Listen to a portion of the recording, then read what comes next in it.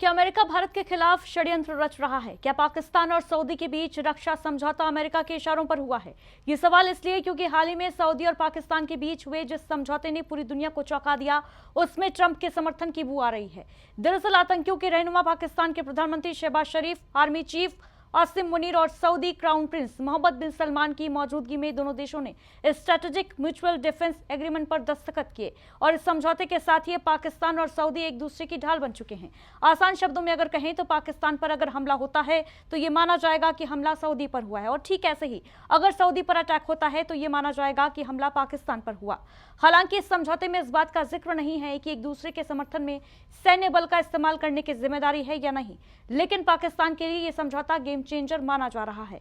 वहीं भारत और सऊदी के संबंधों के लिहाज से अगर देखा जाए तो यह समझौता ठीक भी नहीं है। आशंका जताई जा रही है कि भविष्य में अगर भारत पाकिस्तान के बीच किसी तरीके का कोई टकराव होता है तो सऊदी अरब पाकिस्तान का ही साथ देगा, और इतना ही नहीं, सऊदी अरब पाकिस्तान के समर्थन में भारत को की जाने वाली तेल की आपूर्ति भी बैन कर सकता है।